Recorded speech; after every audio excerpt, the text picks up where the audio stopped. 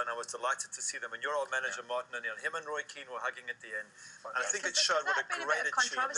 Everybody was desperate for Martin O'Neill to come in and be in charge of the Republic of Ireland, but they were a bit worried about Roy Keane, but it's working what they're doing. I think one of the things that, he's good at is in the management. And I'm sure, the way he's dealing and the way he's managing, especially Roy with his character and stuff, has proven to be, a great combination for the team. And he has done a tremendous job.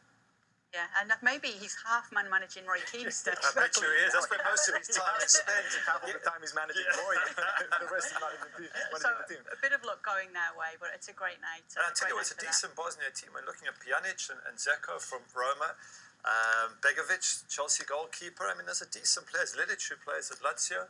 How come it's all the Italian players? They're not good enough. Dzeko's only scored 2 goals this year. Yeah, but I mean, he's a decent player. Okay, but he's got to score more goals. As you were saying, I'm with you on that one. We agree. Come on, my man. Finally, I hope that you got that one on the cameras. Okay, just a quick mention that Hungary got to their first major finals in 30 years. Great for them, beating Norway 2-1 in the second leg of their Euro qualifier. And Denmark against Sweden is next. Zlatan against Lord Bentner. Zlatan's last chance, perhaps. He's 34, just turned. Do we want to see him here in Euro 2016? Is that what edges us to hope Sweden win? Yeah, I think so. There was a goal scored by Jorgensen at the end for Denmark. Sweden were 2-0 up. It became 2-1, and suddenly this hold-away goal, it changed everything. And you look at it now and you think, Denmark are ranked a bit higher than them. They're a bit better organised. But for Ibra's sake, he's such a legend. I hope they get through. You always want to have all those big names in those big tournaments. Yeah.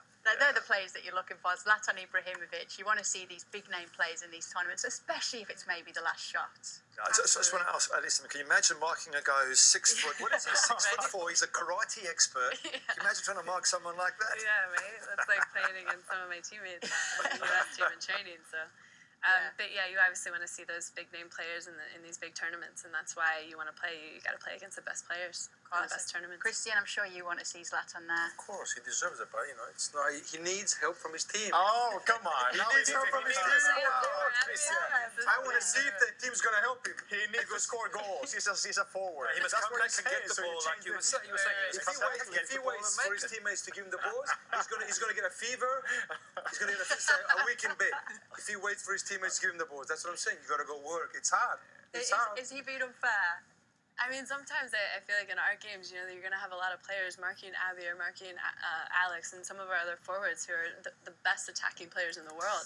And so sometimes you have to find other avenues. Yeah, you can work all you want, but then if they're not going to be open or you're not going to provide the service for these clinical finishes, then not much is going to happen. That's up to the coach to give them all the strategies, plan A, plan B, plan C. Listen, and sometimes the coaches don't have it.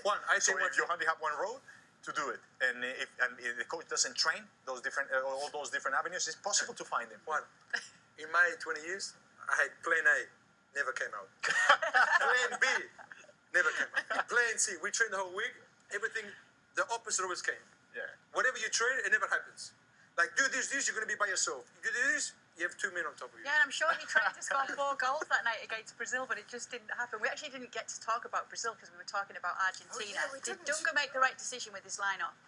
Well, he got the results. I suppose he has to. Did he get it? That's the result. No, away from home in Argentina. I think you take the draw. The keeper was impressive for me. That's his 10th cap, and I think he's getting sort of a regular game time there for Brazil. That helps a lot. So, all in all, I think I was pretty impressed with him. It's called Catenaccio, what he's doing.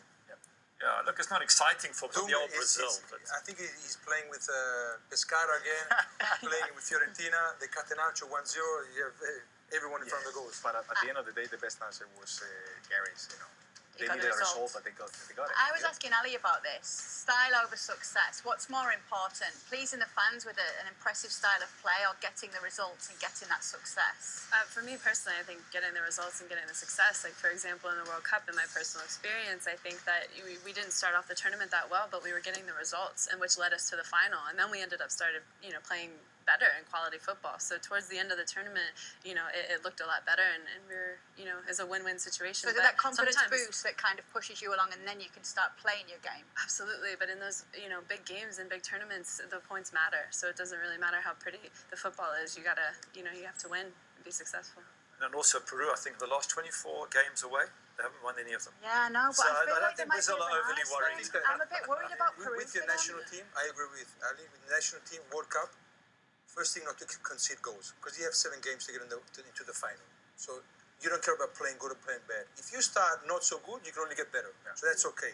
When you play with a team sport like you're playing in your regular team, you have time to train and practice every day. There you have to play good. You have to at least have the results, of course, but you have to give something to the people. We've got more CONMEBOL talk coming up here on the locker Well, room. Stay with us. We'll be rounding up the Should be a unlikely coach. leaders, Ecuador, and how there's much more to this side than meets the eye.